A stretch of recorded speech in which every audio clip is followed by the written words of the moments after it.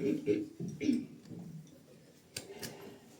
priatelia, milí hostia, bratia a sestry, vďačím nášmu Bohu, že aj dnes sme sa mohli stretnúť, aby sme si otvárali Božie slovo, aby sme hľadali v ňom odpoveď na otázku, či môže viera niečo zmeniť v živote človeka.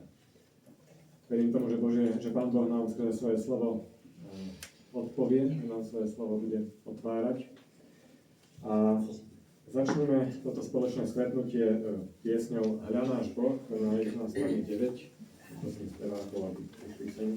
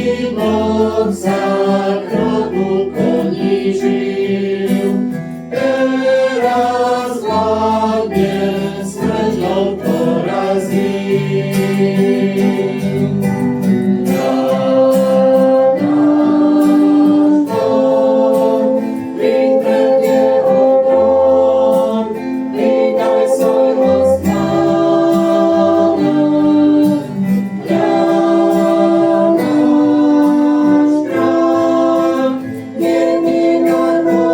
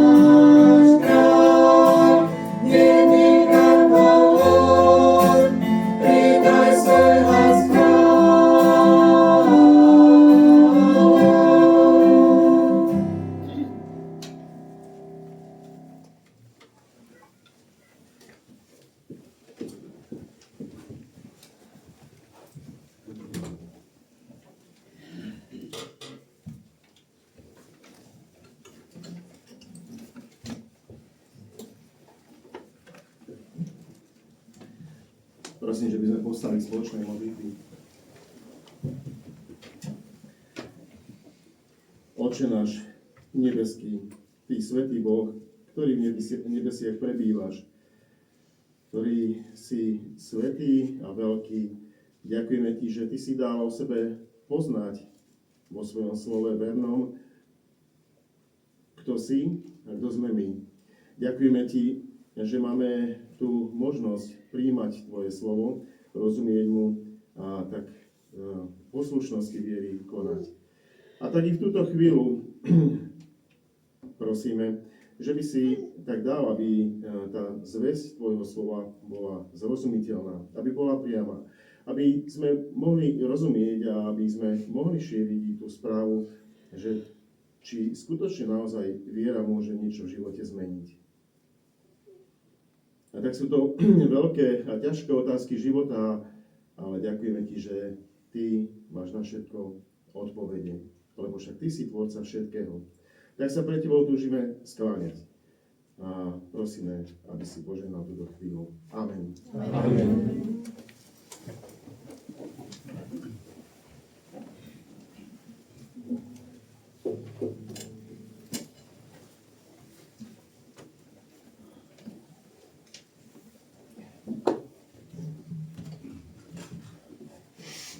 Milovaní priatelia, milovaní hostia, milovaní bratia, milované sestry.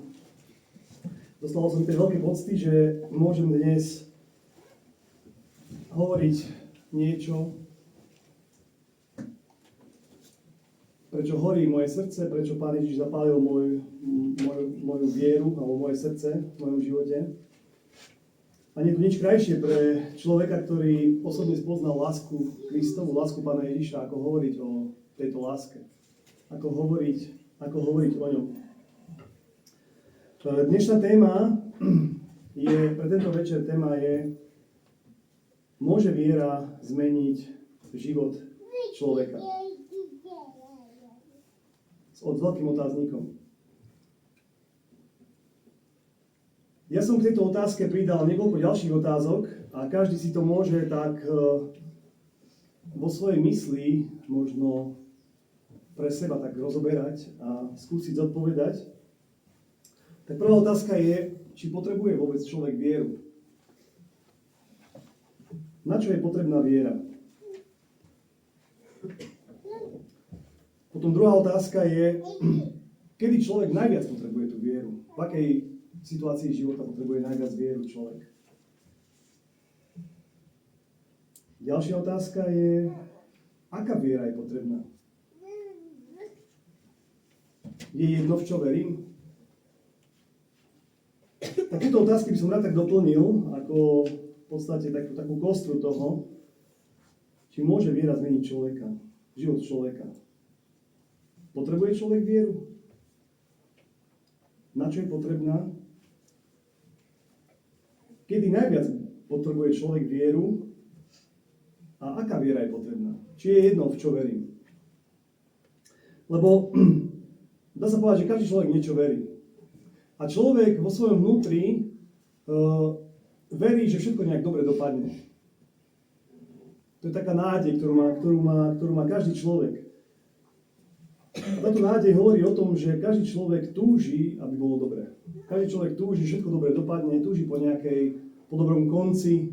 Aj rozprávky sú o dobrých koncoch, filmy máme radi, keď sú dobré konce vo filmoch. A každý človek túži po takej nejakej hmatateľnej istote, že môžem veriť, že to dobre dopadne. A teraz otázka je, či je toto tá viera, ktorá je naozaj viera, na ktorú sa môžem oprieť. A čo je biblická viera? Aká viera je tá viera, ktorú Biblia, Božie slovo, prezentuje ako tú vieru, ktorá nám môže pomôcť aj vo chvíľach, kedy strácame možno všetku nádej, kedy každá pomoc človeka pre nás je už nepredstaviteľná. Možno byť vo chvíľach, kedy človek má ťažkú chorobu, kedy už lekári povedia, že zmierte sa s tým. Možno byť chvíľa, kedy človek stratí blízkeho človeka a nevidí už zmysel svojho života. tak vtedy človek potrebuje možno inú vieru, ako tú bežnú vieru, že však to dobre nejak dopadne. A tá viera je viera, ktorá je opretá na niekoho, kto si zaslúži túto vieru alebo túto dôveru. Lebo biblická viera, to je dôvera. Slovo viera znamená dôvera.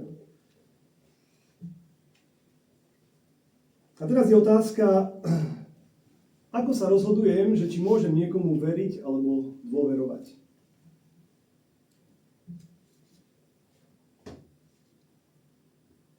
Sú dva spôsoby toho zistenia, či môžem niekomu veriť. Ten prvý je, že počujem nejaké, prepáčte mi za ten výraz, nejaké dobré recenzie o tom produkte, keď poviem, alebo o tom človeku, ktorému chcem dôverovať. Častokrát sa aj rozhodujeme, keď kupujeme niečo, nejaký produkt a nevieme, či môžeme tomu dôverovať, tak scháňame rôzne recenzie, rôzne ohlasy ľudí, ktorí majú s tým skúsenosť. A na základe toho sa rozhodujeme, či chceme tomu dôverovať alebo nechceme tomu dôverovať. A druhý spôsob je, že sami si ten produkt kúpime a potom zistíme, či sa oplatí tomu dôverovať. Alebo keď to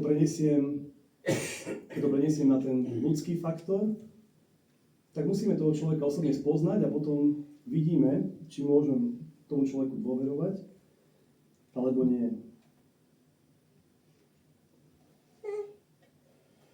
Božie slovo hovorí o tom, že mnoho ľudí sa presvedčilo vo svojom živote o tom, že Bohu sa oplatí dôverovať. Že Boh je dobrý.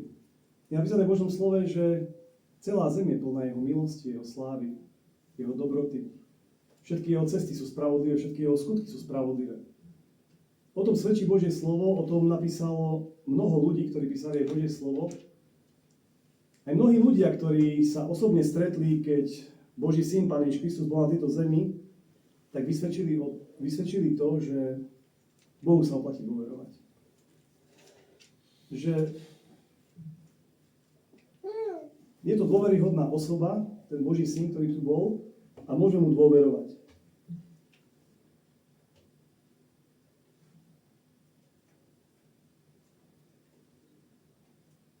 Keď človek je chorý a mu lekári predpíšu nejaký liek, tak účinky toho lieku zistia až vtedy, keď ten liek užije. Nezistí účinky toho lieku skôr, kým ten liek neužije, a keď ten liek bude položený niekde na stole alebo v poličke, tak ten človek si môže len namýšľať alebo domýšľať, že či ten liek funguje alebo nefunguje. A tak je to, prepáčte mi za výraz, to aj s Pánom Bohom. My, aby sme mohli poznať, či sa oplatí Bohu dôverovať, musíme podstúpiť obidva spôsoby toho skúmania, obidve tie štádia. Poprvé,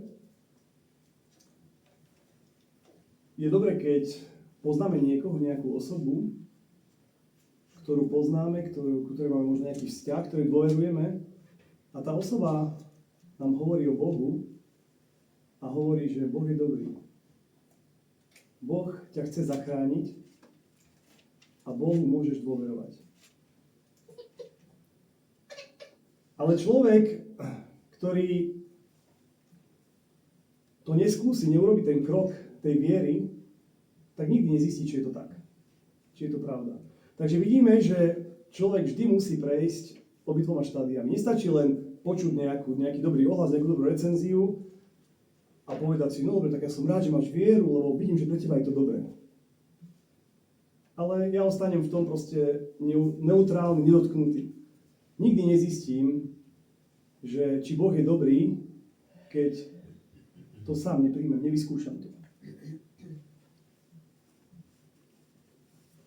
Božie slovo v Matúšovi 5. kapitole prečítam. Ja neviem, podľa Matúša 5. kapitola.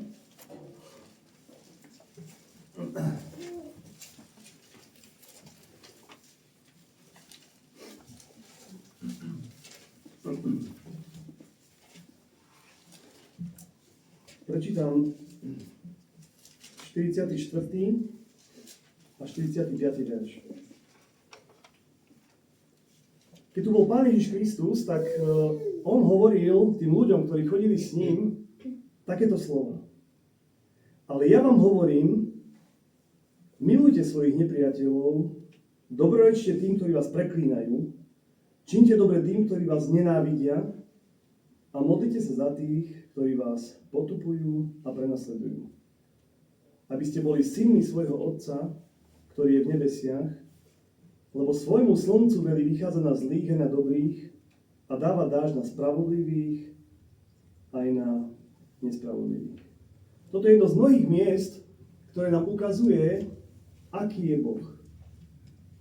My ľudia by sme povedali, že to je nejaká zvláštna spravodlivosť. Ten Boh je nejaký zvláštny, keď nám tu hovorí, Pán Boží syn nám tu hovorí takéto veci, milujte svojich nepriateľov, keď ťa niekto preklína, tak ty mu máš dobrorečiť, máš sa za ňo modliť.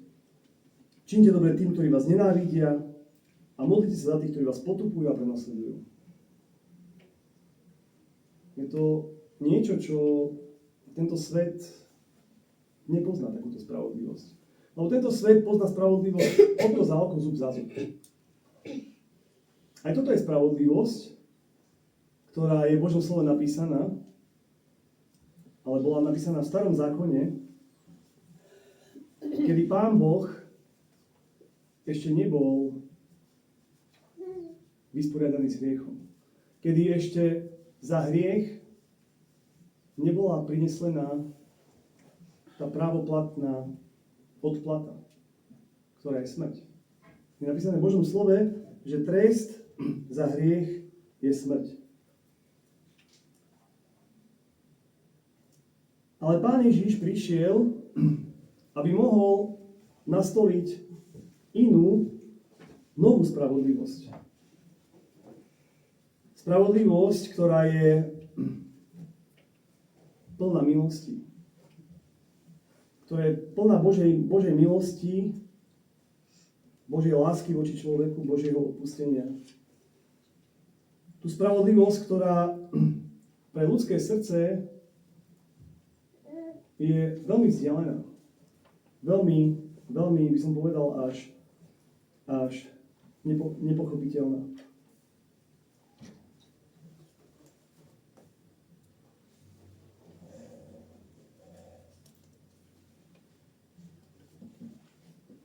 Pán Ježiš tu hovorí,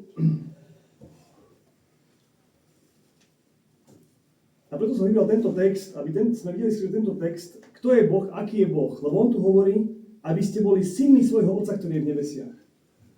Lebo Boh je presne takýto. Lebo svojmu slncu veli vychádza na zlých aj na dobrých. Dáva dážď na spravodlivých aj na nespravodlivých. A tu máme odpoveď, prečo Pán Boh dopúšťa zlé veci. Prečo Pán Boh dopúšťa vojny? Prečo dopúšťa hlad? Prečo dopúšťa umieranie? Pretože Boh miluje všetkých ľudí. Pán Boh miluje nielen tých ľudí, ktorí trpia, ale miluje aj tých ľudí, ktorí konajú to zlé. Preto, lebo to robia o svojej nevedomosti. A tá nevedomosť v nich, to je hriech, ktorý vošiel do srdca každého človeka. Keď človek sa rozhodol radšej poslúchať nepriateľa Božieho diabla ako Pána Boha.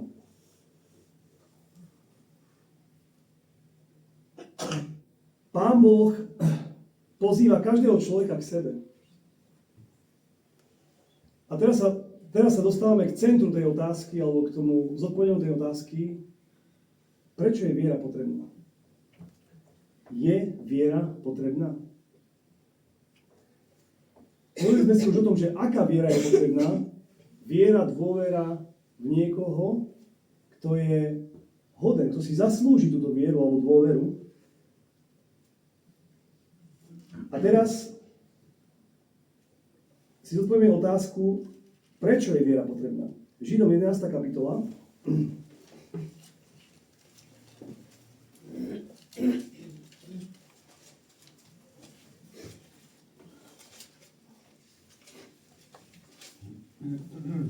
Prečítam 6. verš. Ako definuje Božie slovo vieru? A bez viery nie je možné ľúbiť sa Bohu. Lebo ten, kto prichádza k Bohu, musí veriť, že Boh je, alebo existuje, a že tým, ktorí ho snažne hľadajú, je odplatiteľom. Každý rodič, ktorý má dieťa, túži, aby to dieťa verilo tomu rodičovi. Rodič, ktorý miluje svoje dieťa, ale zaopatruje všetkým dobrým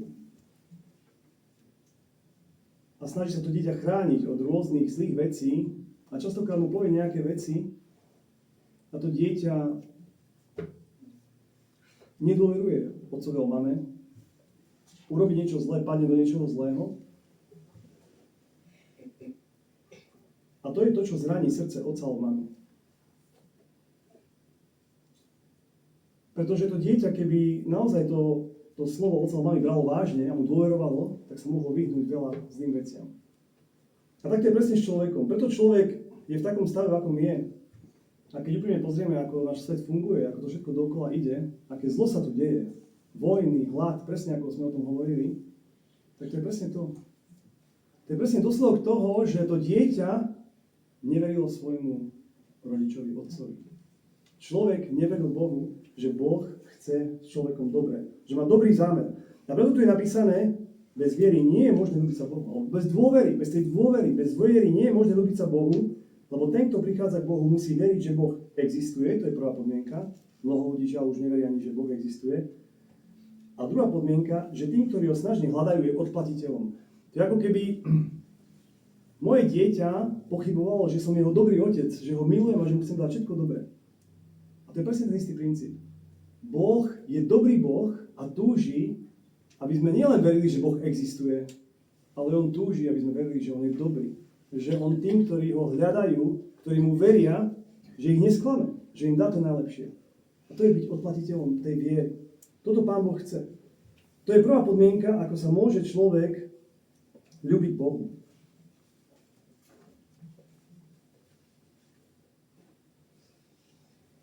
Prečo je také dôležité veriť? Prečo je dôležité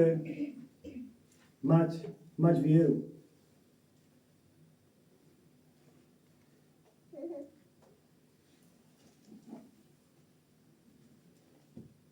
Pán Ježíš v Matúšovi v 11. kapitole si môžeme prečítať.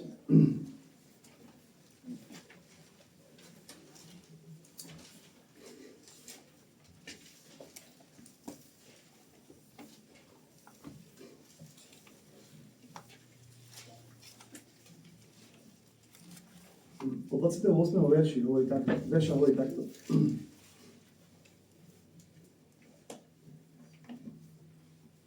Poďte ku mne všetci, ktorí pracujete a ste obťažení, a ja vám dám odpočinutie. Vezmite moje jarmo na seba a učte sa odo mňa, lebo som tichý a pokorný srdcom a nájdete odpočinutie svojim dušiam. Lebo moje jarmo je užitočné a moje bremeno ľahké. Budem rozoberať len ten 28. verš, ten prvý verš, ktorý som čítal. Poďte ku mne všetci, ktorí pracujete a ste obťažení, a ja vám dám odpočinutie. Prečo Pán Boh chce dať človeku odpočinutie? Odpočinutie od čoho? O akom odpočinutí Pán Ježiš hovorí?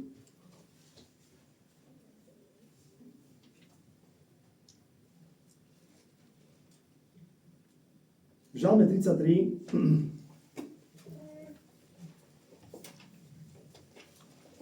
čítame také zaujímavé verše od 13. verša.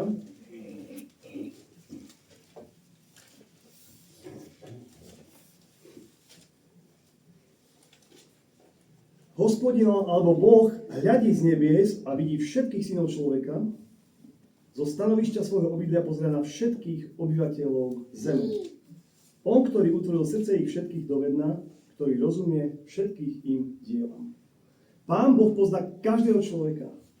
Pán Boh pozná každého človeka z nás, ktorý tu sedíte, ktorý počúvate. On pozná absolútne všetko. Je napísané, že on stvoril srdce ich všetkých. Pán Boh pozná srdce každého človeka. On pozná tvoje vnútro. On pozná tvoje trápenie, tvoj smútok, tvoje túžby. On pozná všetko, čo je v tvojom srdci. A preto Pán Ježiš môže povedať, poďte ku mne všetci, ktorí ste obťažení. Každý človek je obťažený. A čím je obťažený? Práve tým, čo je v ňom. Čo je vo vnútri, čo je v jeho srdci. Tým je človek obťažený. Človek je obťažený dokonca tým, keď mu niekto ublíži a mu nedokážem odpustiť, ešte aj tým som obťažený. Pretože je to vo mne ako veľké bremeno, veľká ťarcha a ničí to môj život. Pán Ježiš hovorí, poďte ku mne všetci, ktorí ste obťažení, ktorí pracujete a vám dám odpočinutie.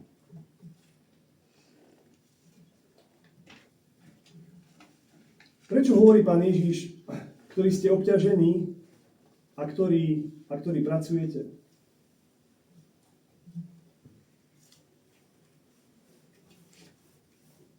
V Božom slove čítame, že človek, keď poslúchol Božieho nepriateľa, lebo je napísané v Božom slove, že Boh všetko stvoril dokonale.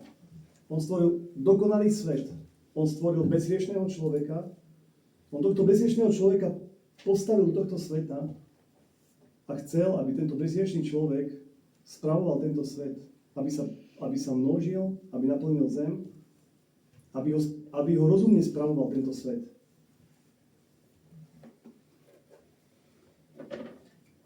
Ale človek tým, že zapochyboval a nedôveroval Bohu, ale poslúchol toho zlého, Božieho nepriateľa. Keď prišiel Satan, použil na to zviera, hada a hovoril k Eve, hovoril k žene a spochybnil to, čo povedal Pán Boh. A Pán Boh tam dal ten strom poznania dobrého a zlého preto, aby ukázal, že nestvoril nejakých robotov, ktorí budú automaticky konať jeho vôľu, ale človek sa mohol morálne rozhodnúť, či chce Bohu veriť alebo nie, a človek zlyhal. Človek uveril hadovi a zjedol z toho ovocia. Nie je Božom napísané, či to bolo jablko, alebo hruška, alebo niečo. Tam bol podstatný ten akt nedôvery voči Bohu. A tak preto, ako človek nedôverou umrel, lebo Pán Boh povedal, keď to urobíte, duchovne umriete. Čo je to duchovná smrť? Duchovná smrť je neveriť v Boha. Neveriť vo svojho stvoriteľa. No Pán Ježiš hovorí, že ten večný život je poznať toho, ktorý je na nebesiach a toho, ktorého on poslal, Otec. To je večný život. Bohu je večný život. On je zdroj večného života. Ale tým, že človek tou neverou stratil tú čistotu, stratil to obecenstvo s Bohom, tak je napísané v Božom slove, že to srdce človeka sa stalo zlým a prevráteným. Tie myšlienky v jeho srdci sú len zlé myšlienky. Sú myšlienky, ktoré sa v prvom rade koncentrujú, orientujú na mňa. Na seba. No, v Rakúsku je také porekadlo, keď ho preložím do slovenčiny, tak to nebude až také možno zrozumiteľné, ale poviem to po slovensky, že každý myslí na seba, len ja myslím na mňa. Jeder denkt an sich, nur ich denke an mich. Hej. A to je vlastne sťažnosť človeka. A je to presná pravda.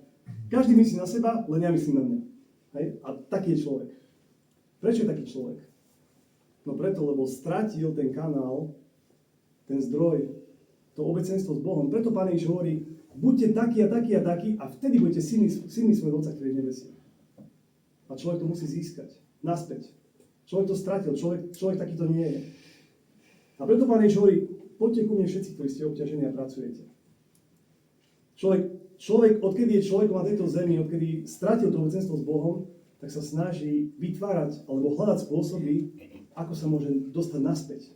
Lebo každý človek v srdci, vo svojom najtajnejšom srdci túži po večnosti. Každý človek. Lebo je napísané v Božom slove, že Boh vložil do srdca každého človeka večnosť. Preto máme rozprávky o živej vode, preto je mnoho takých tém v tých aj knihách, keby už niekto našiel ten spôsob, ako žiť večne. Každý človek chce byť večne mladý, žiť večne. Každý človek má v sebe tú túžbu. A to Boh tam dal. A A preto Pán Ježiš hovorí, poďte ku mne všetci, ktorí ste obťažení a pracujete, a dám odpočinutie vašim dušiam. A Satan je ten, ktorý je ten otrokár, ktorý nedovolí človeku, aby si oddychol, aby si odpočinul. Preto vzniklo na svete veľa mnohých náboženstiev. Preto vidíme, že človek naozaj hľadá a skúma a pracuje a skúma a hľadá spôsob, akým spôsobom by sa mohol dostať naspäť do toho stavu odpočinutia, do toho stavu, kedy už ho nebude ťažiť svedomie, nebude ho ťažiť hriech. A toto človek stále robí. Pretože v liste Rimanom v 3. kapitole Pán Boh nám ukazuje, ako on vidí tohto človeka. Do akého stavu sa dostal človek. Človek, ktorý predtým bol úplne čistý, bez hriechu a mal obecenstvo so svojím stvoriteľom, zrazu je napísané od 10. verša, nie to spravodlivého ani jedného. Nie toho, kto by rozumel, nie kto by vážne hľadal Boha. Nie toho, kto by rozumel. Čomu? No zmyslu života, zmyslu, prečo som tu. Zmyslu, prečo som stvorený. Prečo? Na Božiu slávu. Každý človek je stvorený na Božiu slávu. Aby sme my aj tejto zemi, ako Boh vládne v nebi, tak Boh vo svojej milosti dal človeku túto zem, aby tak, ako múdro Boh vládne tam, aby človek odzrkadloval jeho múdrosť a jeho slávu na zemi. A tu je ďalej napísané, všetci sa odchýlili, stali sa neužitočnými, nie v toho, čo by činil dobro, nie ani jedného. Ani jeden človek.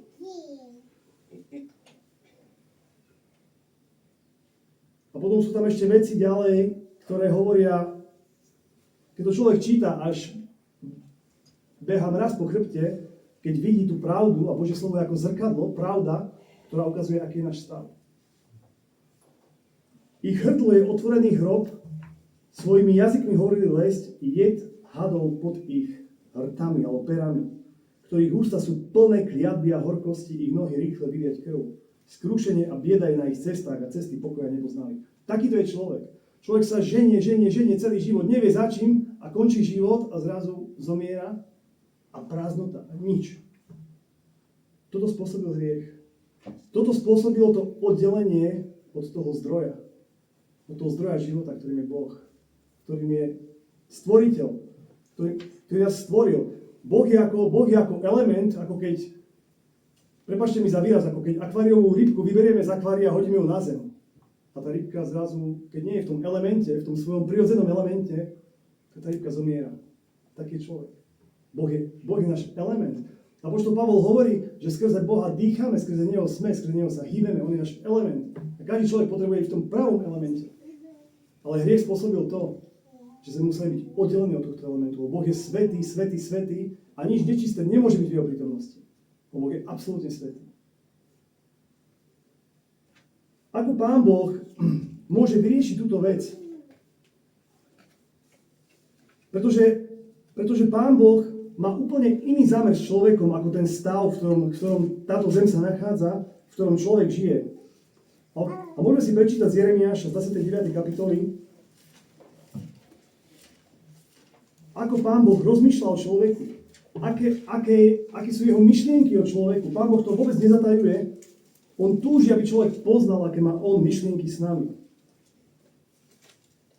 29. kapitola, 11. verš.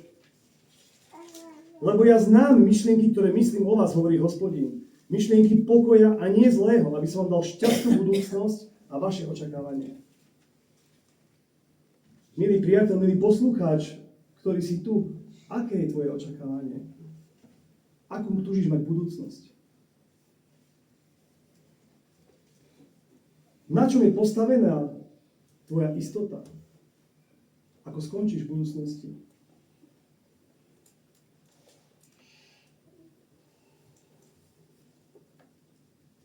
Včera na prednáške sme aj počuli, že Boh je sudca. On je nekompromisný. Boh nie je ako naši sudcovia, ktorí podľa sympatí rozhodujú prípad, kto dá viac, kto dá menej, k tomu je sympatický, k tomu nie je sympatický. Napísané v Božom slove, že Boh nehľadí na osobu. Boh nerobí rozdiel medzi veľkým, malým, sympatickým, nesympatickým. Boh je spravodlivý úplne rovnako ku všetkým. Ináč nemohol by byť svätý Boh, keby to tak nebolo. Boh je úplne nepodplatiteľný. Nekompromisný. Je napísané, že Boh nenechá bez trestu žiadny hriech. Pán Boh musí každý hriech potrestať. Každý jeden hriech, ktorý kedy bude na tejto zemi vykonaný, musí potrestať.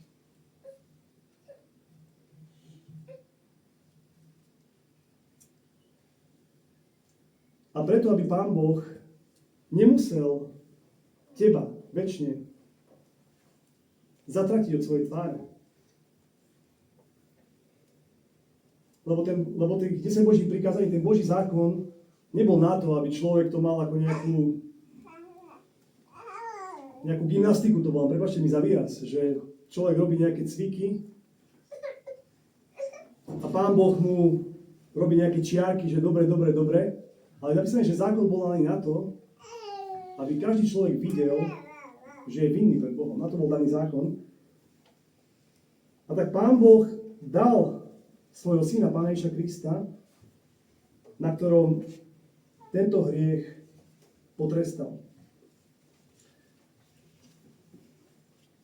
Aj sme počuli to slovo, kedy je napísané, že Pán Boh učinil hriechom svojho vlastného syna a ten hriech na ňom potrestal, aby sme my mohli byť v ňom, v tom synovi, Božou spravodlivosťou. Kde hriech je už potrestaný a kde Pán Ježiš je našim záchrancom. A ešte prečítam posledné miesto z listu Židom z 9. kapitoly.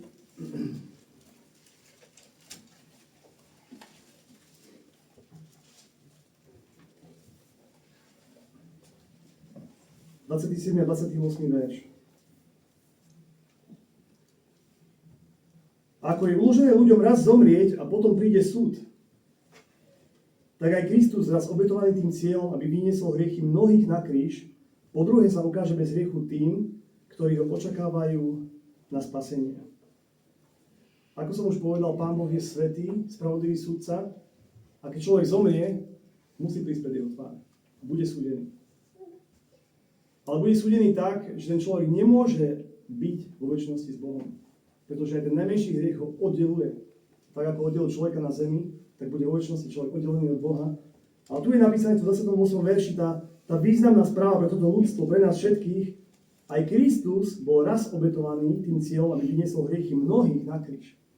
Za teba a za mňa. Tam vyniesol moje hriechy a tvoje hriechy, aby sa po druhé mohol ukázať bez hriechu tým, ktorí očakajú na spasenie. A tak chcem shrnúť, môže viera zmeniť život človeka? Viera môže úplne zmeniť hlavne ten cieľ, kam človek ide, kde končí. Lebo hriech v gréčtine znamená minutie sa cieľa. A viera nás zostáva na tú pravú cestu, kedy si môžeme byť úplne istí, že sa cieľa neminieme, ale že ideme tam k tomu, ktorý nás stvoril, ktorý nás chce zachrániť a ktorý chce s nami tráviť celú večnosť. Amen. Amen.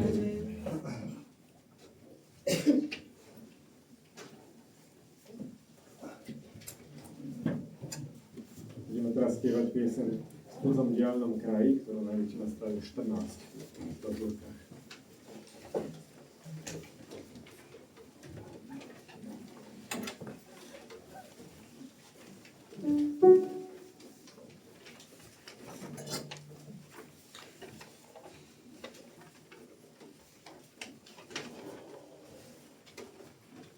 Tam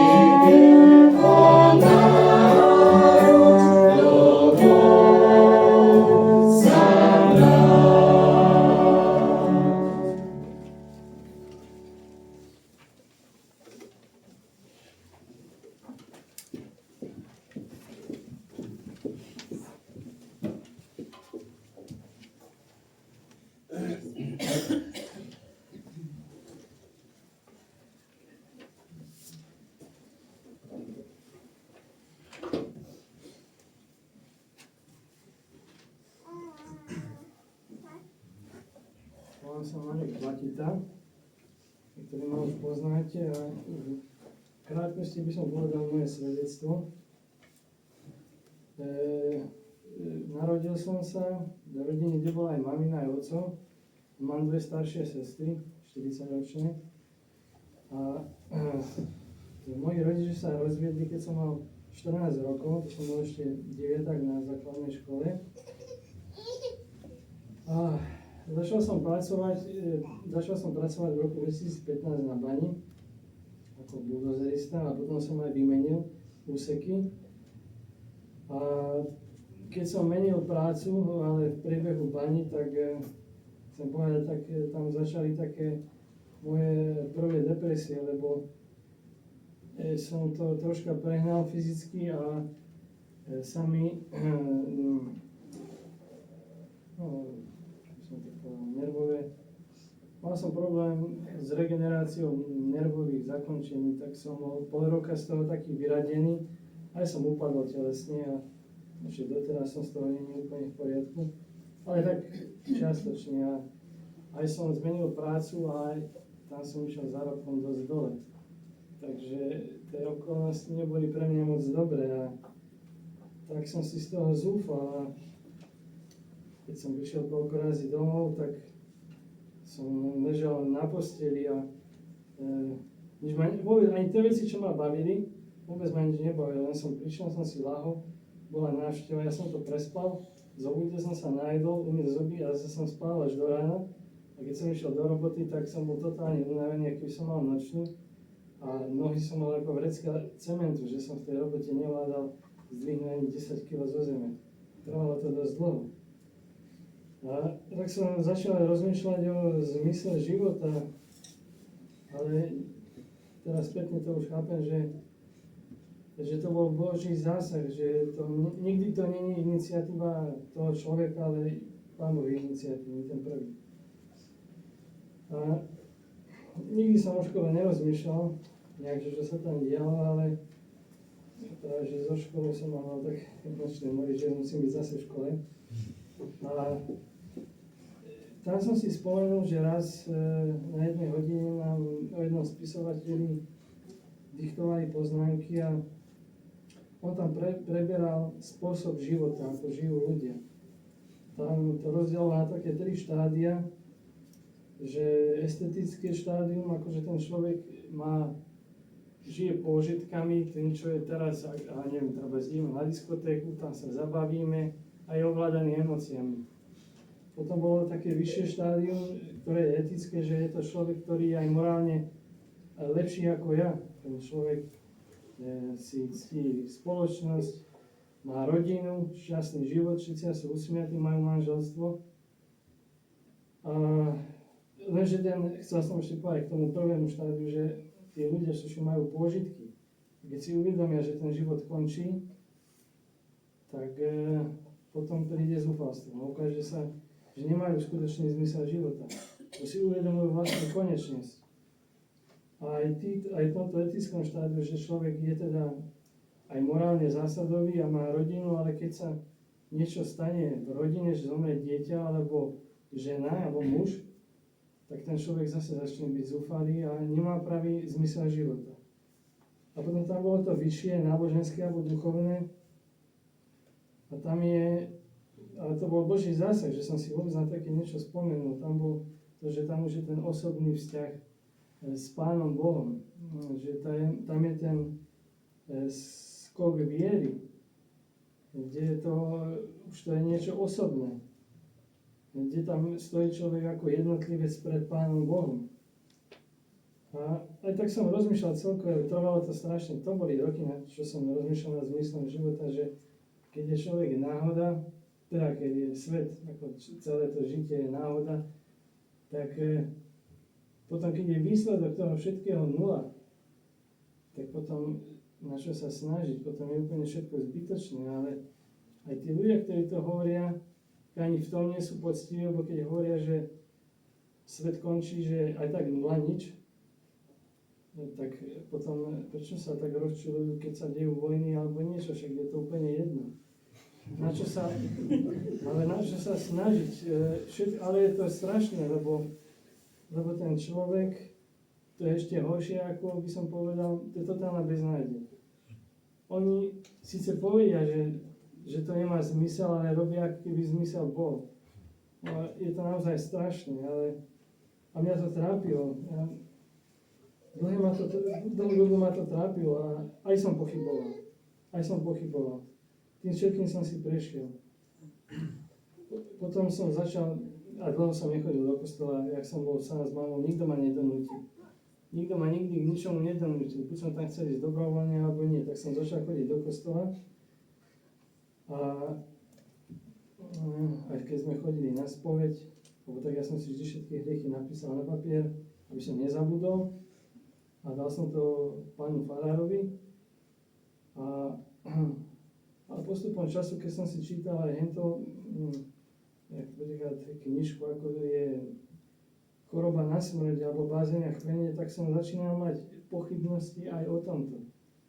A keď koľko razy aj so sestrami sme chodili a ja som tak rozmýšľal, že oni si... Ja som išiel furt na spoveď. Keď bola možnosť, tak som išiel furt na spoveď. Ja som nedokázal pochopiť, že oni na spoveď nejdu, že oni sú takí dobrí, keď ja vlastne... Nie len to, že mal som aj záväzky, že nebudem treba toto robiť toľko dní, ale čím viac som sa snažil, tým viac som padal. A všimol som si, že toto z vlastnej sily človek... A chcel som, ale človek to nemôže dať. A tých ľudí som si všimol, že oni nejdú na spoveď, ale ja nedokázal som to pochopiť, lebo to nie je len o tom, že neurobiť zle, ale milujem ja Pána Boha celým svojim srdcom. Jak to môže niekto naplniť? A začal som pochybovať, ale nemal som tu čisté svedomie, nemal som dobré svedomie, že tam bola upomienka hriechu. Ale ten zlý to stále obviňoval. A potom, keď som pracoval na bani, tak som sa stretal aj s bratom, ktorý tu je, a Jaroslavom. A on robil tiež na bani a občas som ho zobral na aute, lebo som chcel taký dobrý skutok, ale zobral som ho na aute a vyprávali sme sa o Božích veciach. A o večnosti, že naozaj, že keby človek, aj nad tým sa namýšľal, že keby človek žil aj 1000 rokov, tak je to len okamih. To je naozaj málo.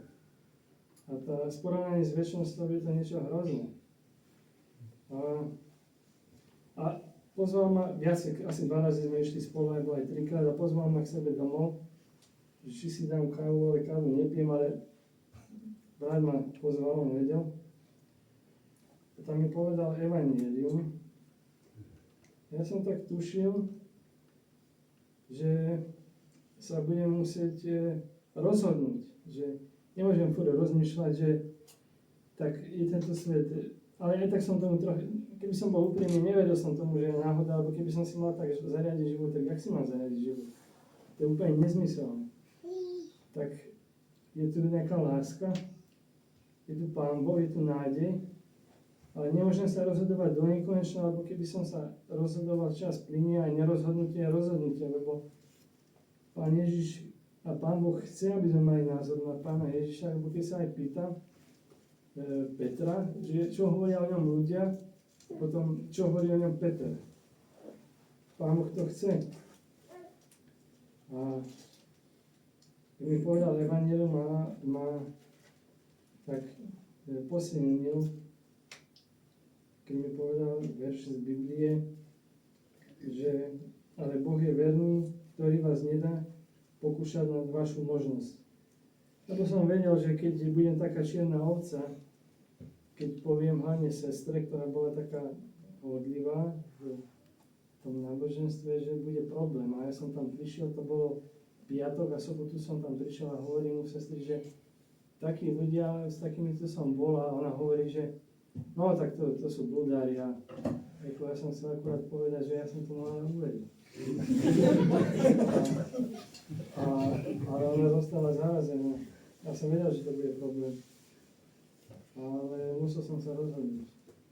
A potom v nedeľu na pamiatke, deň potom, som si všimol všetko, čo robia tí ľudia. Veriaci, ako sa modlia, čo je v tej duchovej piesni napísané. Dával som si pozor. A potom v stredu, keď ten istý brat mal službu na biblickom o milosti.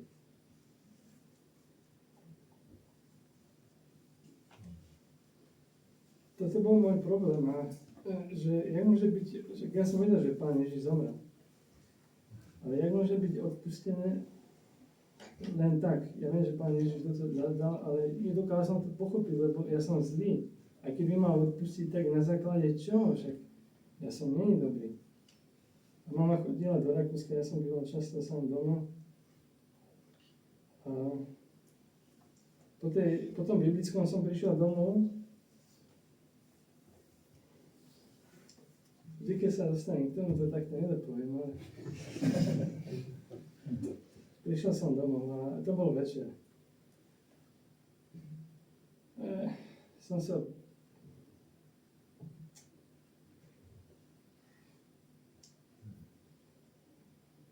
poklonil až na zem a potom sa mi to tak spätne vybavilo, že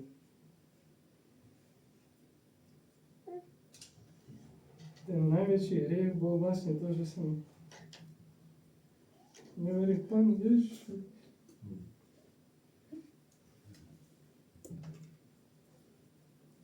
Toľko a toľko plynulcov a celú dobu tam bolo.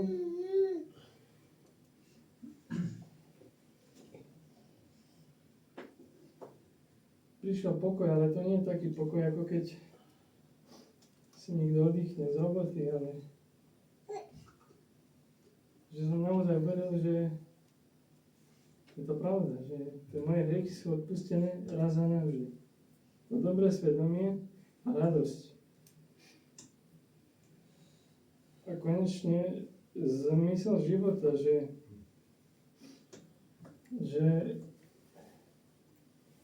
to nie je do prázdna. Že tento život má zmysel. Ja som tu mal, zabudol som si Bibliu napísané. Niektorá práca Pánovi nie je nadarmo. Pán Boh je verný a je pravda. Pán Boh vidí. Aj to sa mi ľúbi na Pánu Bohu, že keď som vedel, že sa musím rozhodnúť, Pána Boha sa nedá uklamať. Zároveň on nemôže uklamať.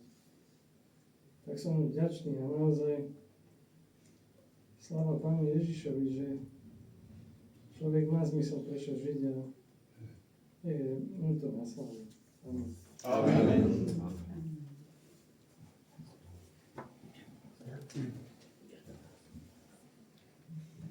Drahí priatelia, Božie slovo na jednom mieste hovorí, že Boh tak dokazuje svoju lásku k nám, že Kristus zomrel za nás, keď sme ešte boli hriešni.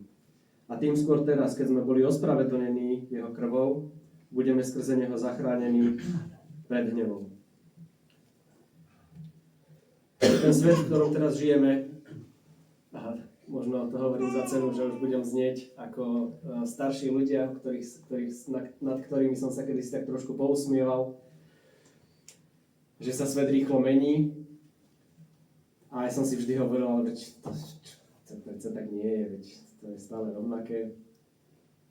A síce ešte nemám tak veľa rokov, ale tiež musím povedať, že je to tak. A snáď možno sa mení ešte rýchlejšie ako kedykoľvek doteraz. Možno ste už počuli, že dnes žijeme v postfaktuálnej dobe, kedy každý môže mať svoju pravdu. Každý si môže povedať, ja verím tomuto, ja verím tamtomu, ja som presvedčený o tomto a kto si ty, aby si mi hovoril niečo iné. Len problém s týmito pravdami ľudskými je ten, že sú ako piesok, na ktorý keď sa postavíte na pláži a idú vlny, nemusia byť ani veľké, tak tie vlny postupne ten piesok vymielajú spod vašich nôh. A Božie slovo presne tento obraz používa, keď Pán Ježiš hovorí o dvoch mužoch. Jeden si postavil dom na piesku a druhý si ho postavil na skale. A môžete hádať, ako dopadol tento príbeh. Presne tak, ako by ste si mysleli. Ten na skalu obstál v búrke a ten na piesku sa zrútil. A Pán Ježiš tam hovorí, tak každý, kto počúva tieto moje slova a plní ich, bude sa podobať múdremu mužovi, ktorý si postavil dom na skalu. Človek od počiatku sveta túži po poznaní. Určite ste sa v škole učili o gréckych filozofoch, o osvietenskej dobe, o mnohých vedcoch, ktorí s úžasnými vecami, s úžasnými myšlienkami prišli. A koniec koncov toto je spôsob, ako ľudstvo napreduje, ako ten svet, tak ako som na začiatku spomenul, sa vyvíja. Že človek hľadá to poznanie. Hľadá nejakú tú pravdu. Ja ju dám do úvodzoviek, tú pravdu.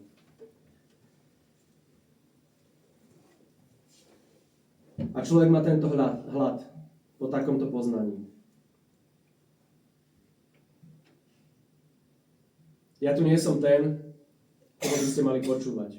Ani Peťo nie je ten, koho by ste mali počúvať, ani Marek nie je ten, koho by ste mali počúvať.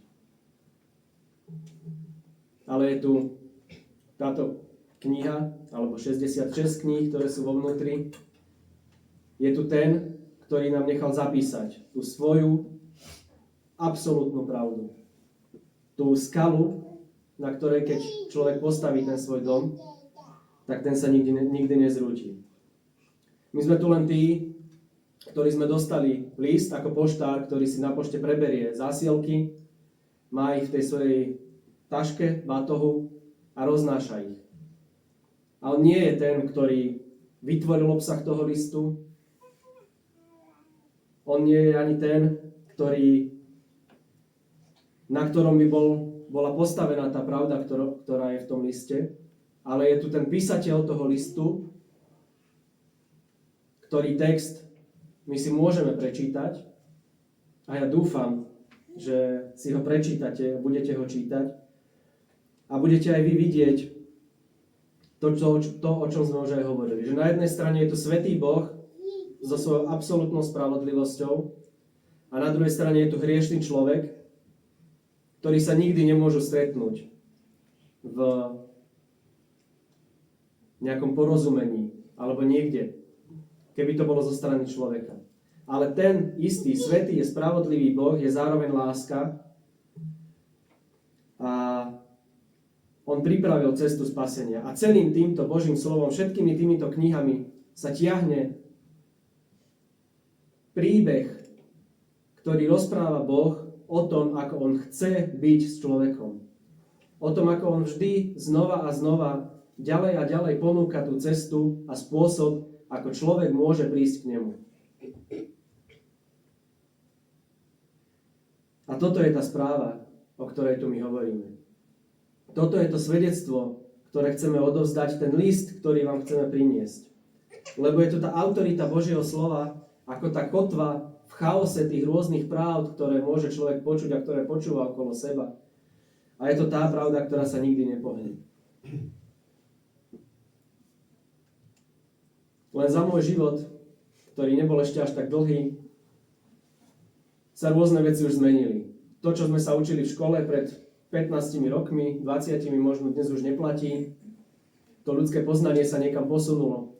Možno vy, ktorí ste starší, ešte viac by ste k tomuto vedeli povedať. Politické systémy sa zmenili. Zmenili sa tí, ktorí vedú štáty, ktorí vedú vlády. A ešte nikto sa nenašiel, kto by našiel dokonalú odpoveď na to, ako zabezpečiť, aby človek bol šťastný, spokojný, mal naplnené svoje túžby. Nikto z ľudí taký sa nenašiel. Ale Boh je ten, ktorý pozná ten spôsob a ktorý ho človeku ponúka.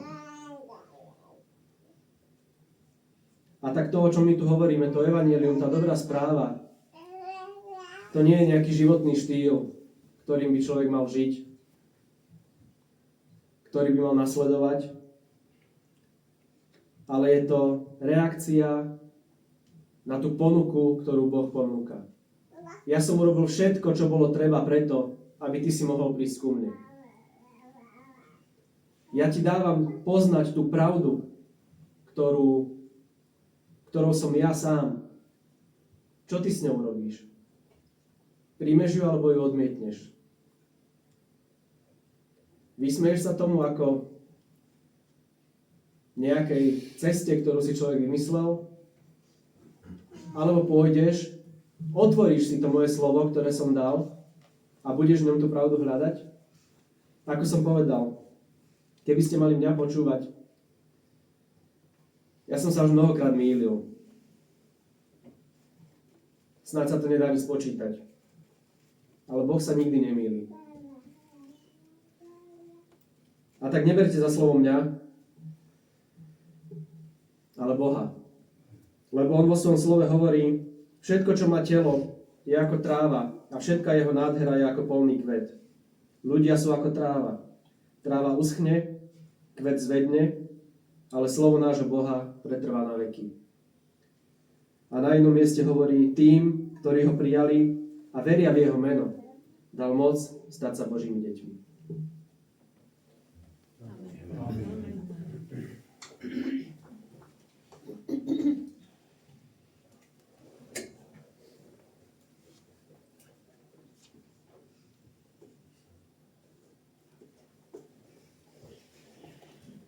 Postaňme prosím ešte k spoločnej modlitbe.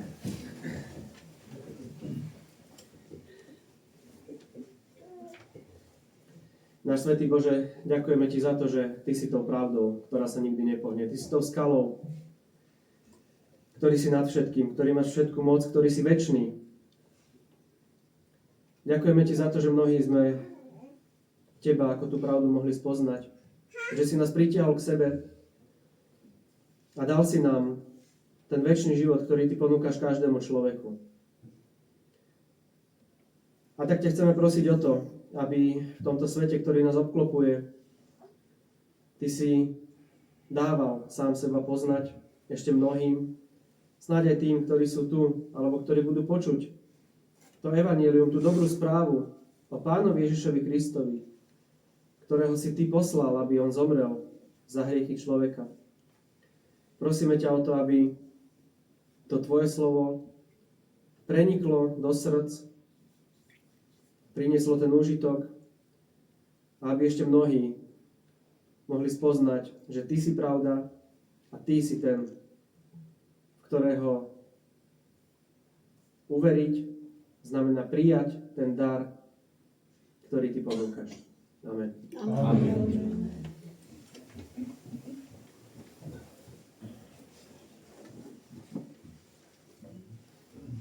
Budeme teraz ešte spievať pieseň Nežne a láskavo, Spasiteľ volá, je hneď na prvej strane tejto žltej.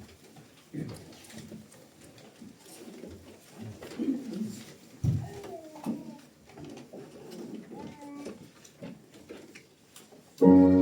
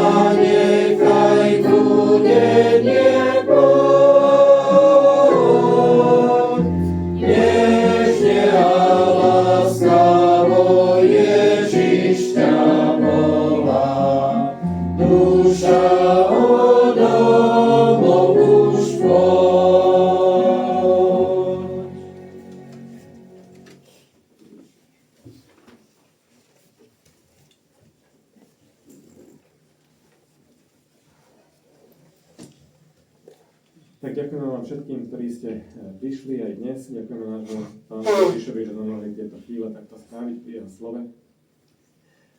Zo pár praktických poznámok. Boli by sme veľmi radi, keby ste medzi nami neboli naposledy, ak ste tu prvýkrát. Ale pozývame vás teda k spoločným zhromaždeniam, ktoré budeme mať zajtra o 13. a každú nedeľu o 13. a v týždni v útorky a štvrtky o 17. večer. Nahrávky aj z dnešného dňa, aj z včerajšieho, aj z toho zajtrajšieho nájdete na webovej stránke kzkiriza.sk/nahrávky. Je to na tých brožúrkach, pokojne si ich zoberte. A ak by ste mali záujem sa viac rozprávať, tak je priestor aj teraz, je vzadu pripravené drobné občerstvenie, srdečne vás k tomu pozývame. Prípadne prídite medzi nás, alebo sa nám ozviete na tie kontakty, ktoré sú tiež uvedené vzadu na tej brožúrke. Tak ešte raz vám ďakujeme a prajem pekný večer.